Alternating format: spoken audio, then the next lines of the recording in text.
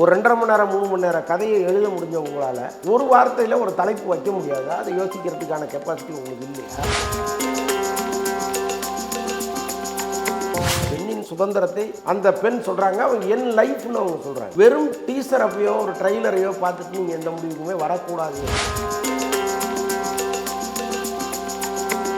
இன்னைக்கு நீங்கள் 2 பேரும் ஏதோ தேவலோகத்தில் நேராக குதித்த மாதிரி காலையில் ஒரு நிகழ்ச்சின்னா சாயங்காலம் 3 மணிக்கு நீங்கள் நினச்ச நேரத்துக்கு வர்றது.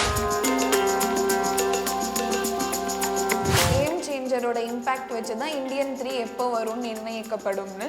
கேம் சேஞ்சர் மட்டும் இல்லை, விடாமுயற்சியினுடைய வெற்றியும் கூட இந்தியன் 3 தீர்மானிக்கக்கூடிய இடத்துல இருந்துச்சு. ஏன்னா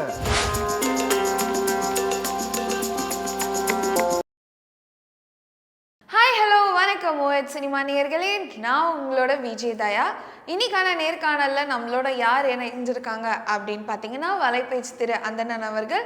ஸோ சினிமாவில் ஹாட் டாபிக்ஸ் என்ன அதை பற்றி இல்லாமல் அவர்கிட்ட பேசலாம். வாங்க கெஸ்ட்டை சந்திக்கலாம். வணக்கம் சார், எப்படி இருக்கீங்க? நல்லா இருக்கேன். ஹாட் டாபிக் ரீசெண்டாக என்ன நடந்ததுன்னு பார்த்தீங்கன்னா அமரனோட 100வது டே செலிப்ரேஷன். கமல்ஹாசன் சாரே வந்து பயங்கரமாக நெகிழ்ச்சி ஆயிருக்காரு. ஸோ அதை பற்றி, ஏன்னா ரொம்ப நாள் ஆச்சு ஒரு 100 நாள் படங்கள் ஓடி தேட்டரில். ஆமாம், அதாவது பல பேர் 2வது நாள் 3வது நாளே இந்த வெற்றி விழாவை கொண்டாடுவாங்க. என்னங்க 2 நாளில் போய் ஒரு வெற்றி விழா எப்படிங்க அப்படின்னு கேட்டோம்னா அவங்க என்ன சொல்லுவாங்க, படம் ரிலீஸ் ஆனதே பெரிய வெற்றிங்க அப்படிம்பாங்க. ஏன்னா அவ்வளோ ஸ்ட்ரகிளில் அந்த படம் இருந்திருக்கும். பட் இந்த படத்தை பொறுத்தளவுக்கு இப்போல்லாம் எந்த படமும் 100 நாள் ஓடுறதில்ல. நம்மளா ஒரு சந்தோஷத்துக்காக 100 நாள்னு சொல்லிப்போம். பட் இந்த படம் பெரிய வெற்றி, அதில் ஒன்றும் சந்தேகம் இல்லை. குறைந்தது ஒரு 3 வாரமாவது ஒரு நல்ல கலெக்ஷனை பெற்ற படம் இது. ஆல் ஓவர் வேர்ல்டு இந்த படம் பெரிய ஹிட்டு, எஃப்எம்எஸ்லேயும் பெரிய ஹிட் இந்த படம். அதனால் மனமகிழ்ச்சியோடு நடந்த அமரன் படத்தினுடைய வெற்றி விழா இது. அதில் வந்து ரொம்ப கமல் பேசுனது, அதை தாண்டி நான் சிவகார்த்திகேயன் பேசுனதை ரொம்ப ரசித்தேன். என்னென்னா இந்த படத்தில் தான் நான் சம்பளமே வாங்கினேன் அப்படின்னு அவர் சொல்லியிருக்காரு. முழுமையான சம்பளத்தை நான் இந்த படத்தில் தான் வாங்கினேன், கமல் சாருக்கு நன்றி அப்படின்லாம் சொன்னார். அவருக்கு மகேந்திரனுக்கெல்லாம் நன்றி சொன்னார். என்ன காரணம் அப்படின்னா அவருடைய ஒவ்வொரு படம் வெளியாகும் பொழுதும் அவருடைய முந்தைய படத்தினுடைய தோல்வி அல்லது முந்தைய படத்திற்காக வாங்கிய கடனுடைய மிச்சம், ஸோ இது மாதிரி பல நெருக்கடிகள் அவருக்கு வரும். வேறொரு தயாரிப்பாளர் இவரை வச்சு படம் பண்ணியிருப்பார், ஆனால் இந்த படத்துக்கு நெருக்கடி கொடுத்து அந்த தயாரிப்பாளருடைய கடனையும் தூக்கி சிவகார்த்திகேயன் தலையில் போடுவாங்க. ஸோ இதெல்லாம் சேர்ந்து அவருடைய சம்பளத்தை முழுசாக விட்டு கொடுத்து மேற்கொண்டு கடன் பத்திரத்தில் கையெழுத்து போட்டு அப்படி தான் ஒவ்வொரு படத்தையும் ரிலீஸ் பண்ணுவார். இது அநேகமாக தமிழ் சினிமாவில் எந்த ஹீரோக்களும் பண்ணாதது. என்ன பண்ணுவாங்கன்னா, படத்தை ரிலீஸ் பண்ணால் பண்ணுங்கள், பண்ணாட்டி போங்க, எனக்கு என்ன இருக்குன்னு போயிடுவாங்க. பட் இவர் வந்து இது நம்ம படம், தயாரிப்பாளர் கடனை நம்ம மேலே சுமத்தினா கூட பரவாயில்ல, நம்ம அதை ஃபேஸ் பண்ணுவோம்னு சொல்லி இவ்வளவு நாளும் அந்த போராட்டத்தை அவர் சகிச்சுக்கிட்டு பண்ணிக்கிட்டே இருந்தார். இந்த படத்தில் அவருக்கு எந்த டென்ஷனுமே இல்லை. இவர் வந்து அழகாக வீட்டில் இருந்து அதை வந்து என்ஜாய் பண்ணார். அது அந்த மேடையில் அவர் சொல்கிறாரு, என்னுடைய ஒவ்வொரு படம் வரும்பொழுதும் நான் மதுரை அன்பு வீட்டில் தான் இருப்பேன். அவர் தான் ஃபைனான்சியர் அவருடைய படங்களுக்கெல்லாம். அங்கே தான் நான் உட்காந்துருப்பேன், விடிய விடிய தூங்காத சூழல்லாம் இருந்திருக்கு அப்படின்னா மதுரை அன்பே உட்காந்து கலகலன்னு சிரிக்கிறார் எதிரில். ஸோ அந்த அளவுக்கு அவர் வந்து ரொம்ப காயப்பட்டதை கொஞ்சம் காமெடியாகவே சொல்லிட்டு இருந்தார். அந்த வகையில் அவரை வந்து ரிலீஸ் பண்ணதுலேயும் சரி, அவரை கடன் இல்லாத ஒரு படமாக அவருக்கு வந்ததுலேயும் சரி, அமரன் வந்து நிஜமாகவே சக்ஸஸ் படம் தான். ஸோ அடுத்ததாக சிவகார்த்திகேயன் அவர்களின் பிறந்த நாளை முன்னிட்டு மதராசி டைட்டில் டீசர் ரிலீஸ் பண்ணியிருந்தாங்க. ஸோ படம் எப்படி இருக்குன்னு ஒரு ஐடியா கிடச்சிருக்கா உங்களுக்கு? ஆரம்பத்துலேருந்து சொல்லப்பட்டது என்னென்னா, இது வரைக்கும் பார்க்காத ஒரு சிவகார்த்திகேயனை நீங்கள் பார்க்க போகிறீங்க அப்படின்னு தான் சொல்லிகிட்டே இருந்தாங்க. பராசக்திக்கும் அதே தான் சொன்னாங்க. சொல்ல முடியாது, பராசக்தியில் வேற ஒரு சிவகார்த்திகேயன், மதராசியில் வேற ஒருத்தர், அமரனில் வேற ஒருத்தர்னு நம்ம பார்க்காத பல முகங்களை காமிக்கிறாங்களே என்னவோ தெரியல. ஆக்சுவலாக முருகதாஸ் தான் இவரை வந்து ஒரு ஆக்ஷன் ஹீரோவாக மாற்றணும்னு முடிவு பண்ணது. முருகதாஸ் ஆரம்பித்த பிறகு தான் அமரன் வந்துச்சு. முருகதாஸ் படம் ரிலீஸ் பண்ணுறதுக்கு முன்னாடி தான் பராசக்தி வந்திருக்கு. அப்போ முருகதாஸ் தான் அந்த பிள்ளையார் சொல்லியை போட்டவர் இவருக்கு. அதனால் படத்தில் வந்து உங்களுடைய பாடி லாங்குவேஜ், உங்களுடைய அந்த ஃபிசிக் எல்லாமே வேறு மாதிரி இருக்கணும், உங்கள் முகமே ஒரு இறுகி போன முகமாக இருக்கணும் அப்படின்லாம் சொல்லி தான் அவரை மோல்டு பண்ணாங்க. திடீர்னு நடுவில் அமரன் வந்துச்சு. வந்தோன்னா அவர் வந்து ஹிந்தி படம் பண்ண போகிறார் முருகதாஸ். அங்கே அந்த படத்தை முடிச்சுட்டு வர்றதுக்குள்ளே இங்கே பல மாற்றங்கள் நிகழ்ந்து முருகதாஸ் படத்துக்கு வர்றதுக்கு முன்னாடியே சிவகார்த்திகேயனுக்கு ஒரு பேர் கிடச்சிருச்சு. அவர் ஒரு ஆக்ஷன் ஹீரோ அப்படிங்கிற அளவுக்கு வந்துட்டார். என்ன இருந்தாலும் அந்த விதையை போட்டவர் முருகதாஸுங்கிறதுனால அவர் இன்னும் கொஞ்சம் பர்ஃபெக்டாக என்ன இன்னொரு 20 நாள் இன்னும் ஷூட்டிங் அதில் இருக்குன்னாங்க சிவகார்த்திகேயன் போர்ஷன். ஸோ அதில் இன்னும் அந்த லோடை அதிகப்படுத்துகிறாரா என்னன்னு தெரியல நமக்கு. சிவகார்த்திகேயன் பார்த்தீங்க அப்படின்னா ரீமேக் படங்கள் நடிக்கிறவர் கிடையாது. ஆனால் ஏன் எல்லாமே பழைய டைட்டிலாக எடுத்துட்டு இருக்காரு சமீப காலமாகவே சொல்லலாம். அதுக்கு முழுக்க முழுக்க சிவகார்த்திகேயன் காரணம்னு நம்ம சொல்ல முடியாது. சில நேரங்களில் இயக்குனரும் காரணமாக இருப்பாங்கல்ல. இப்போ முருகதாஸ்கிட்ட போய் அவர் வந்து சார் இந்த தலைப்பு வைக்காதீங்கன்னு சொல்ல முடியாது. ஏன்னா அவர் ஒரு சீனியர்.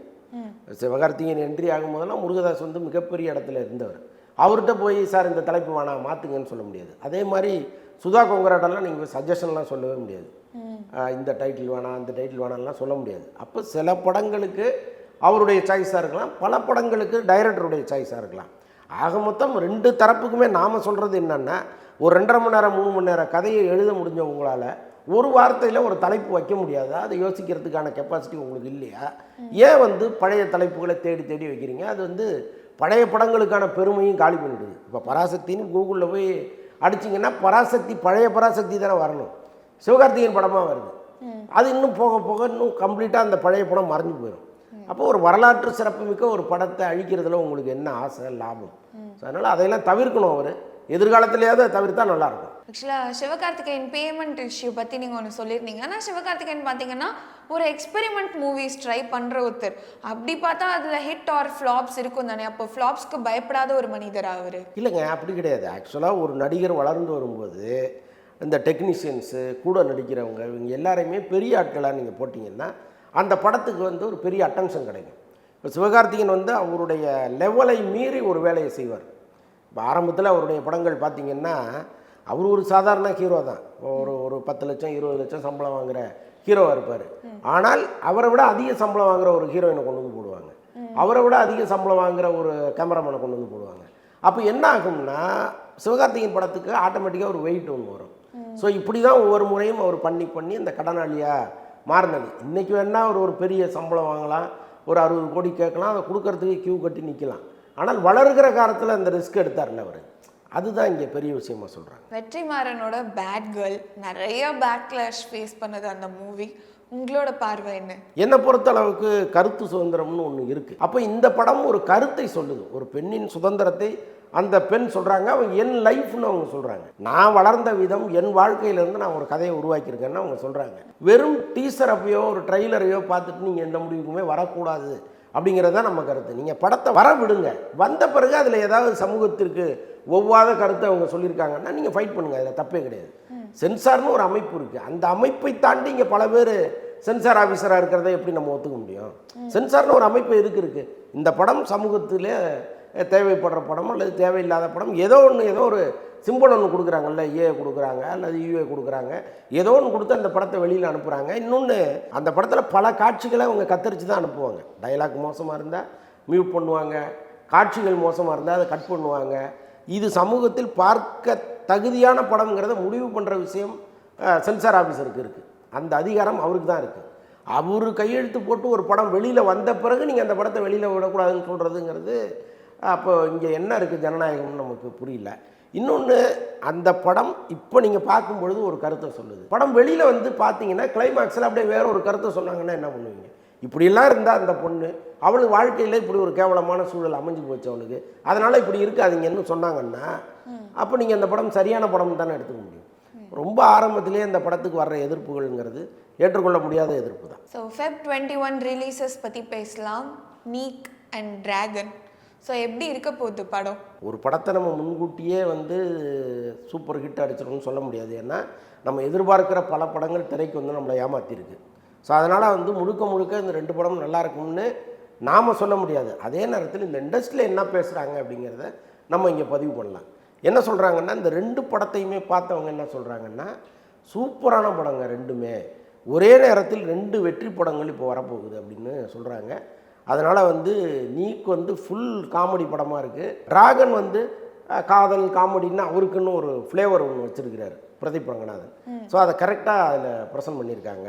2 படமுமே அல்டிமேட்டான படம்னு சொல்கிறாங்க. நம்ம பார்த்துட்டு தான் முடிவு பண்ணணும். ஸோ டிராகன் ஆனால் ஒரு சைட் நெகட்டிவ் ஆஸ்பெக்டும் வந்து ரீச் ஆயிருக்கு. நெகட்டிவாக அதில் என்ன இருக்குது எனக்கு புரியல. எப்படிங்க 35-42 அரியர் வச்சுட்டு ஒருத்தன் எப்படி வாழ்க்கையில் உருப்படுவான் அப்படின்ற மாதிரியும், ஃபுல்லாக பெண்களை சுற்றி லவ் பண்ணுற மாதிரி அந்த மாதிரி நெகட்டிவாக சொல்கிறாங்க. இல்லைங்க, இன்றைக்கி சமூகத்தில் என்ன நடக்குதோ அதை தான் அவர் சொல்கிறார். இன்றைக்கி பல கல்லூரிகளுக்கு நீங்கள் போனீங்கன்னா பசங்க இப்படி தான் இருக்காங்க.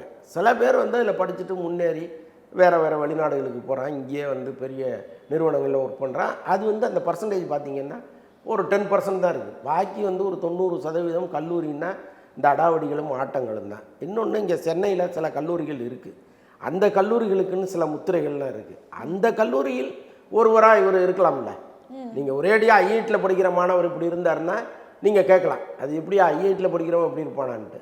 அதே வேற ஒரு கல்லூரி, நான் பேரை சொல்ல விரும்பல, பல கல்லூரிகளை நம்ம பார்க்குறோம், வரும்போதே பட்டாக்கத்தியோடு உள்ளே வர்ற கல்லூரிகள்லாம் இருக்குது. அங்கே படிக்கிற ஒருத்தனுடைய வாழ்க்கையாக இருந்தால் நீங்கள் என்ன பண்ணுவீங்க? அதனால் வந்து நடக்கிறது தான் அவர் காமிக்கிறாருங்கிறது தான் நம்முடைய கருத்து. ஸோ இப்போ காலிவுட்ல ரிஜிஸ்டர்ட் ஹீரோ ஆயிட்டாரா பிரதீப் ரங்கநாதன்? முதல் படத்துலேயே ஆகிட்டாருங்க அவர். இந்த படம் கொடுத்த ஹிட்டு, அது வந்து அடைந்த வெற்றி, கலெக்ஷன், இதெல்லாம் வந்து இன்னொரு புதுமுகத்துக்கு அவ்வளோ ஈஸியாக கிடைச்சதே கிடையாது. அது பிரதீப் ரங்கநாதனுக்கு தான் கிடைச்சிது.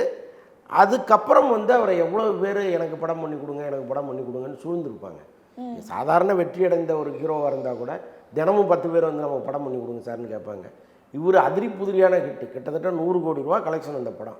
பெரிய ஹீரோக்களுக்கே அந்த கலெக்ஷன் வந்ததில்லை. ஸோ அப்படிப்பட்ட சூழலில் பிரதீப் ரங்கநாதனுக்கு கிடைக்கும் பொழுது அவருக்கு எவ்வளோ பெரிய ப்ரெஷர் இருக்கும். அப்போ அந்த இடத்தை அவர் அடைஞ்சிட்டாருன்னு தான் நடக்கும். ஸோ அப்போ டேரக்டராக இனிமேல் அவரை பார்க்க முடியுமா? இல்லைங்க, அவர் ரொம்ப தெளிவாக இருக்கார் அந்த விஷயத்தில். என்னென்னா, என்ன மக்கள் ஹீரோவாக ஏற்றுக்கிட்டாங்க. நான் இந்த நேரத்தில் நான் டைரக்ட் பண்ண போகிறேன்னு சொல்லி அங்கே போய் ஒரு 2 வருஷம் டைரக்ட் பண்ணுறதுக்கு எடுத்துக்கிட்டேன்னா நான் திரும்பி வரும்போது என்னை மறந்துடுவாங்க. என்னை ஒரு நடிகனாக இனிமேல் நான் போய் ரிஜிஸ்டர் பண்ண வேண்டிய கஷ்டமெல்லாம் எனக்கு இருக்குது. அது வேண்டாம். இப்போ என்னை நடிகனாக ஏற்றுக்கிட்டீங்கல்ல, இன்னொரு 4 படம் நான் நடிக்கிறேன், இன்னும் ஸ்ட்ராங்காக உங்கள் மனசுக்குள்ளே போய்க்கிறேன், அதுக்கப்புறம் விருப்பத்துக்கு வேணா ஒரு படம் டைரக்ட் பண்ணிக்கிறேன், மறுபடியும் நடிக்கிறேன் அப்படின்னு ரொம்ப கால்குலேட்டிவாக போயிட்டுருக்காரு. அதுக்கு தான் நான் லவ் இன்சூரன்ஸ் கம்பெனி படத்தின் கதை பிரதீப் ரங்கநாதன் தான், ஆனால் டைரக்ஷன் கொடுத்தது விக்னேஷ் சிவன், இதனால தானா? இல்லை, அது ஒரு கூட்டு முயற்சி தான். ஆக்சுவலாக வந்து விக்னேஷ் சிவன் ஒரு கதையை இவருக்கு சொல்லி அந்த கதையில் ஒரு பெருசாக சாட்டிஸ்ஃபைடு இல்லாமல் நம்ம ஒரு படம் பண்ணலாமே, நம்ம கதையை பண்ணலாமேன்னு தான் இவர் சஜஸ்ட் பண்ணியிருக்காரு. அதை விக்னேஷ் சிவனும் ஏற்றுக்கிட்டார். ஸோ அதுக்கப்புறம் தான் 2 பேரும் உட்காந்து டிஸ்கஸ் பண்ணி அப்படி தான் அந்த படம் உருவாயிருக்கு. அடுத்ததாக அஸ்வத் மாரிமுத்து தான் டிராகனோட இயக்குனர், அண்ட் சிம்பு 51ஓட இயக்குனரும் அஸ்வத் மாரிமுத்து தான்.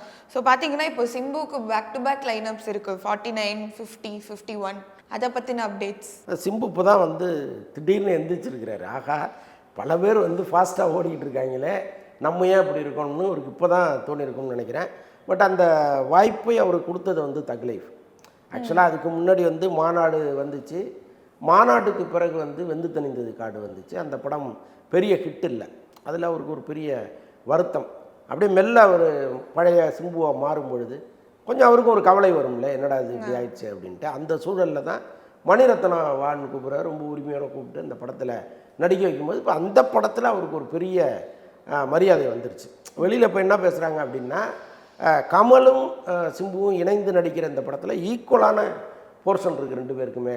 இந்த படம் வந்ததுன்னா சிம்பு படம்னு நீங்கள் சொல்லலாம், கமல் படம்னு சொல்லலாம், மணிரத்னம் படம்னு சொல்லலாம்னு சொல்கிறாங்க. ஸோ அந்த அளவுக்கு அவருக்கு ஒரு முக்கியத்துவம் இருக்குது. இப்போ அந்த படம் வெளிவந்து அதே சூட்டோடு அடுத்தடுத்த படங்கள் வரணும்னு அவர் நினச்சி தான் இறங்கியிருக்காரு. இந்த 3 ப்ராஜெக்ட்டுமே நல்ல ஒர்த்தபிளான ப்ராஜெக்டாக இருக்குது. ரொம்ப முக்கியமான இயக்குனர்கள் 3 பேருமே இன்றைக்கி ஃபிலிம் இண்டஸ்ட்ரியில் ரொம்ப முக்கியமான இயக்குனர்கள். அவங்களோட அவர் ஜாயின் பண்ணி போகும்போது ஒரு ஷியூர் ஹிட்டுன்னே நம்ம அதை எதிர்பார்க்கலாம். ஸோ நெக்ஸ்ட்டு வந்து நம்ம விக்னேஷ் சிவன் எல்லாத்த பற்றியும் பேசிகிட்டு இருக்கோம். ஆனால் ரீசெண்டாக பார்த்தீங்கன்னா சோஷியல் மீடியாவில் நயன்தாரா அண்ட் விக்னேஷ் சிவனுக்கு அவ்வளோ ஹேட் கிடைக்குது. அது என்ன ரீசன்? இல்லைங்க, நீங்கள் வந்து லவ் பண்ணும்போது ஊரெல்லாம் சுற்றுனீங்க, அதை வந்து ரகசியமாக படம் எடுத்து போட்டாங்க, அல்லது இன்ஸ்டாவில் நீங்கள் பகிர்ந்துக்கிட்டீங்க, ஏதோ ஒன்று உங்களுடைய சந்தோஷம். அதற்கப்புறமும் நீங்கள் அதே வேலையை வச்சுக்கிட்டு தொடர்ந்து ஊராக சுற்றுறது, அங்கே போய் நீங்கள் வந்து அப்பட்டமாக கிஸ் கொடுக்கறது, அதை ஃபோட்டோ எடுத்து போடுறது, இதெல்லாம் வந்து தேவையில்லாத. ஏன் யாரும் போடலையா சோஷியல் மீடியாவில்? யாரும் அந்த மாதிரி போடலையா? இல்லைங்க, நாம் ஒரு வேலை செய்கிறதுக்கும் செலிபிரிட்டி ஒரு வேலை செய்கிறதுக்கும் நிறையா வித்தியாசம் இருக்குல்ல. நீங்கள் வெளிநாடுக்கு போகிறீங்க, குழந்தைகளோட போகிறீங்க, நல்லா ஹாப்பியாக ஒரு வனவிலங்கு ஆசிரமத்துக்கு எங்கேயா போங்க, அந்த வனவிலங்குகளை பாருங்கள், ஒரு ஃபோட்டோ எடுத்து போடுங்க, நல்லாயிருக்கும். நீங்கள் 2 பேரும் கட்டி பிடிச்சி முத்தம் கொடுக்குறத பார்க்குறதுக்காக நாங்கள் காலையில் எழுந்திரிச்சு பல் வலிக்கிட்டு உட்காந்துருக்கோம். இது உங்களுடைய பர்சனல், அதை பொது வெளியில் வைக்காதீங்கிறது தான். ஸோ இதன் காரணமாக தான் அந்த ஹேட்டர்ஸ் உருவாகுறாங்க. நாட் ஓன்லி தட், ஆனால் வந்து ஃபேன்ஸ் கிட்ட அவங்க ஆட்டிடியூடுமே நிறைய பேருக்கு பிடிக்க மாட்டேங்குது இல்லை. நாம் எப்படி கஷ்டப்பட்டு இந்த துறைக்கு வந்திருக்கோம், நமக்கு இந்த துறை எவ்வளோ பெரிய வெற்றியை கொடுத்துருக்கு, அதற்கு நம்ம லாயலாக இருக்கணும்னு முதல்ல அவங்க நினைக்கணும். இதே நயன்தாரா பஸ்ஸில் வந்து இறங்கினவங்க தான். இதே விக்னேஷ் சிவன் ஒரு சாதாரண போலீஸ் அதிகாரியினுடைய கான்ஸ்டபிளாக இருந்தாங்க, அப்புறம் இன்ஸ்பெக்டராக மாறினாங்க. ஸோ அவங்களுடைய மகன் தான் ஒரு நடுத்தர குடும்பத்தை சேர்ந்தவர் தான். இன்றைக்கி நீங்கள் 2 பேரும் ஏதோ தேவலோகத்தில் நேராக குதித்த மாதிரி காலையில் ஒரு நிகழ்ச்சின்னா சாயங்காலம் 3 மணிக்கு நீங்கள் நினச்ச நேரத்துக்கு வர்றது, அது வரைக்கும் மற்றவர்களை காத்திருக்க வைக்கிறது, நான் இந்த உலகத்திலேயே ஸ்பெஷலான ஒரு ஏஞ்சல்னு நிரூபிக்கிறதுக்காக போராடுறது, இதெல்லாம் தேவையில்லாத வேலை. ரொம்ப இயல்பாக இருங்களேன், அதில் என்ன தவறு? அதுதான் அவங்க ரசிகர்களுக்கே ஒரு வெறுப்பை ஏற்படுத்துது. ஸோ விடாமுயற்சி பார்த்தீங்கன்னா நல்ல வரவேற்பு பெற்றுச்சு.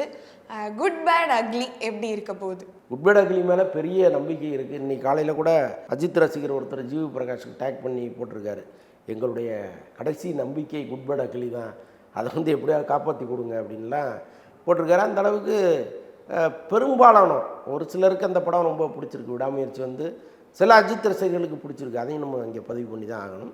ஆனால் ஒரு 90% ரசிகர்கள் இப்படி ஒரு படத்தில் இவர் நடிச்சிருக்கணுமா அப்படின்னு உள்ளுக்குள்ளே மனம் புழுங்கினாலும் அதை வெளியில் காட்டிக்காமல் சுற்றிட்டு இருக்காங்க. சில பேர் பதிவு பண்ணுறாங்க, ஐயோ இப்படி ஒரு ஆக்ஷன் ஹீரோவை, இப்படி ஒரு பர்சனாலிட்டியான ஒரு ஹீரோவை இப்படி படத்தில் கேவலமாக சித்தரிச்சிட்டிங்களேடா, அவர் அடி வாங்குற மாதிரிலாம் காமிக்கிறீங்களே, இதெல்லாம் நியாயமானலாம் பொங்கிட்டு இருக்காங்க. ஸோ இப்படிப்பட்ட சூழலில் குட் பேட் அக்லிங்கிறது முழுக்க கமர்ஷியல் படமாக வரப்போகுது.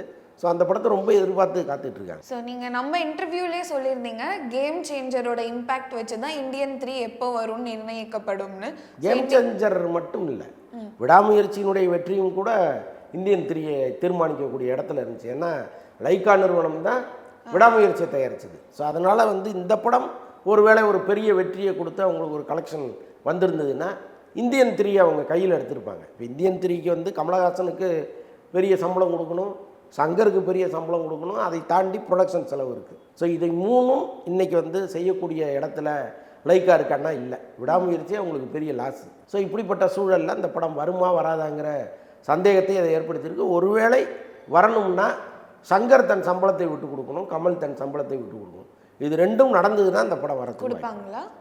அதுக்கு எப்படி வாய்ப்பே இல்லை. அடுத்ததாக தக் லைஃப்காக கமல்ஹாசன் அவர்கள் போய் ஏஐ படிச்சுட்டு வந்தாங்க அப்படின்னு ஒரு செய்தி. ஸோ அவர் என்ன இம்ப்ரூவைசேஷன் பண்ண போகிறார்? தக் லைஃப்காக அவர் போகலை, எப்போவுமே அவர் அப்டேட் பண்ணிக்கிட்டே இருப்பார். ரொம்ப புதுசாக இன்றைக்கி ஏதாவது ஒன்று வந்திருக்கு அப்படின்னா அதை முதல்ல தெரிஞ்சுக்கிறவர் கமலஹாசனாக தான் இருப்பார். இன்னொன்று நம்ம அதை நிறைய சொல்லிட்டோம் நிறைய இடங்களில், இன்றைக்கி தமிழ் சினிமாவில் இருக்கிற பல முன்னணி முயற்சிகளை முதல்ல ஆரம்பித்து வச்சவர் கமல் தான். ஸோ அப்படிப்பட்ட கமல் இன்றைக்கி ஏஐ தான் எதிர்காலத்தில் ஒரு பெரிய ரோல் பண்ண போகுதுங்கிறத தெரிஞ்சுக்கிட்டு சரி அதை நம்ம கற்றுக்கலாமேன்னு கிளம்பி போயிட்டு வந்தார். அவர் ஏஐ படிக்கவும் போனார், வேறு சில விஷயங்களுக்காகவும். மருதநாயகம் படத்தை ஏஐயில் எடுக்க போகிறாரா? இன்றைக்கி இருக்கிற டெக்னாலஜிக்கு நிச்சயமாக கொண்டு வரலாம். ஏன்னா அன்னைக்கு மருதநாயகம் எடுக்கும் பொழுது கமல் ரொம்ப இளைஞராக இருந்தார், இன்றைக்கி ஆல்மோஸ்ட் ஒரு 70 நெருங்கிட்டு இருக்கார். அந்த பழைய கமலை வச்சு தான் அந்த படத்தை அவர் முடிக்கணும். அப்போ கமலஹாசன் போலவே ஒருத்தரை கொண்டு டூப்பாக பயன்படுத்தி ஏஐ டெக்னாலஜியை வச்சு இவருடைய ஃபேஸை ஃபிக்ஸ் பண்ணி அதெல்லாம் பண்ணுறதுக்கு இப்போ நிறைய வாய்ப்புகள் இருக்குது, நிறையா வந்துருச்சு. இப்போ சாதாரண ஏஐ சாஃப்ட்வேரை வச்சு இந்த ஆப்பை வச்சு பல வித்தைகளை காமிச்சிட்ருக்காங்க. சோசியல் மீடியாவில் போய் பார்த்தீங்கன்னா தெரியும். ரஜினி, விஜய், அஜித் இவங்க எல்லாமே தன்னுடைய குழந்தையை தூக்கி வச்சுட்ருக்கிற மாதிரியும் அந்த குழந்தை அஜித்தாகவும் விஜயாகவும் ரஜினியாகவும் இருப்பதெல்லாம் நம்ம பார்க்குறோம். அவ்வளோ தத்ரூபமாக இருக்குது. சாதாரண ஒரு ஆப்பை வச்சுட்டு இவ்வளோ வித்தைகளை காமிக்க முடியும் போது நிஜமாகவே ஏஐ படிச்சுட்டு நீங்கள் அந்த டெக்னாலஜிக்குரிய அவ்வளவு சாஃப்ட்வேர்களை இங்கே கொண்டு இம்ப்ளிமெண்ட் பண்ணிங்கன்னா நிச்சயமாக மருதநாயகத்தை எடுத்துட முடியும். ஒருவேளை கமல் அடுத்த முயற்சி அதுவாக கூட இருக்கலாம். ஸோ ஜெயிலர் 2 அண்ட் கூலி அப்டேட். ஜெயிலர் 2 இப்போது விரைவில் ஸ்டார்ட் பண்ணுறாங்க. அநேகமாக மார்ச்லேருந்து ஷூட்டிங் போவாங்கன்னு நினைக்கிறேன்னா. கூலி முடிச்சிடுறாங்க, அதுவும் மார்ச்சுக்குள்ளே முடிச்சிடுறாங்க. ஸோ முன்னாடி டாப்பில் கொடி கட்டி பறந்துட்டு இருந்த ஹீரோயின்ஸ்க்கு இப்போ கல்யாணம் ஆயிடுச்சு. நிக்கி கல்ரானியாக இருக்கட்டும், காஜல் அகர்வால், ஹன்சிகா, ரகுல் பிரீத் சிங், இவங்களோட மார்க்கெட்லாம் இப்போ எப்படி இருக்குது சார்? அவங்களுக்கெல்லாம் மார்க்கெட்டே இல்லை. இப்போது நீங்கள் ஏன் அவங்களெல்லாம் தேடி பிடிச்சி கொண்டு உங்களுக்கு மார்க்கெட்டு எப்படி இருக்குன்னு கேட்குறீங்கன்னு எனக்கு தெரியல. பட் ஆல்மோஸ்ட் இவங்க யாருக்குமே மார்க்கெட் இல்லை. ரகுல் பிரீத் சிங் இருக்குது, பாக்கி யாருக்கும் இல்லை. Next generation heroes Harish Kalyan, Vishnu Vishal, Vimal, Jai இவங்கெல்லாம் இப்போ என்ன பண்ணிட்டு இருக்காங்க? விஷ்ணு விஷால், ஹரிஷ் கல்யாண் 2 பேருமே பிஸியாக இருக்காங்க. பட் விமல், ஜெய் ஏதோ ஒரு படத்தில் நடிச்சிட்டு இருக்காங்க. சொல்ல முடியாது, சினிமா எப்போவுமே திடீர்னு ஒரு மேஜிக்கை நிகழ்த்தும். ஜெய் நடிக்கிற படமோ அல்லது விமல் நடிக்கிற படமோ ஒரு படம் பெரிய ஹிட் ஆச்சுன்னா அதுக்கப்புறம் அவங்கள கையால் பிடிக்க முடியாது. மலமலன்னு தயாரிப்பாளர்கள் வர ஆரம்பிச்சிருவாங்க. ஸோ அதனால் அந்த வித்தையை சினிமா செய்யும். அவங்க 2 பேரும் அதுக்காக தான் காத்துட்ருக்காங்க. மற்றபடி விஷ்ணு விஷாலும் ஹரிஷ் கல்யாணும் டேட்டு கொடுக்க நேரம் இல்லாமல் போயிட்டுருக்காங்க. அவ்வளோ படங்கள் அவங்க நடிச்சிட்டு இருக்காங்க. அண்ட் இன்னொரு ஒரு காலத்தில் நல்லா பண்ணிட்டு இருந்த ஆக்டர்ஸ்லாம் இப்போது டவுன்ஃபால் ஆயிட்டு இருக்காங்க அப்படின்னே வந்து சொல்லலாம். ஸோ அதை நீங்கள் எப்படி பார்க்குறீங்க? அது தவிர்க்கவே முடியாதுங்க. பழையன கழிதலும் புதியன புகுதலுங்கிறது தானே தத்துவம், கொள்கை எல்லாமே. ஸோ அதனால் வந்து அதை ஒன்றுமே பண்ண முடியாது. ஒரு காலத்தில் ரஜினியும் கமலும் டாப்பில் இருந்தாங்க. அதுக்கப்புறம் இன்றைக்கி அஜித்தும் விஜயும் இருக்காங்க. நாளைக்கு இவங்க 4 பேருமே ஃபேட் அவுட் ஆகி புதுசாக வேறு 2 பேர் அந்த இடத்துக்கு வருவாங்க. அது தனுஷாக இருக்கலாம், சிவகார்த்திகேயனாக இருக்கலாம், சிம்புவாக இருக்கலாம், அல்லது நேற்று வந்த வேறு யாராவது பிரதீப் ரங்கநாதனாக கூட இருக்கலாம். சொல்ல முடியாதுல்ல. அது மக்களின் கையில் இருக்குது, ரசனையின் கையில் இருக்குது. Thank you so much sir for your time. I think Kollywood இண்டஸ்ட்ரியில் நடந்த கரண்ட் விஷயங்கள் எல்லாமே நம்ம பேசிட்டோம். ஸோ Feb 21 ரிலீஸ் ஆகிற மூவி உட்பட அண்ட் கரண்ட் அப்டேட்ஸ் அதை பற்றியும் பேசணும். ஓகே மக்களே, ஐ திங்க் உங்களுக்குமே பல விஷயங்கள் வந்து காலிவுட் பற்றி தெரிஞ்சிருக்கும் அப்படின்னு நம்புகிறேன். இன்னைக்கு அவ்வளோதான். மீண்டும் அடுத்த வாரம் வலைபேச்சு திரு அந்தணன் அவர்கள்கிட்ட பல விஷயங்கள் அண்ட் இண்டஸ்ட்ரி அப்டேட்ஸ் பற்றி பேச தான் போகிறோம். அது வரைக்கும் this is Vijay Daya signing. இந்த வீடியோ உங்களுக்கு பிடிச்சிருந்தா லைக் பண்ணுங்க, ஷேர் பண்ணுங்க, கமெண்ட் பண்ணுங்க. மறக்காம OH சினிமா சேனலுக்கு சப்ஸ்கிரைப் பண்ணுங்க.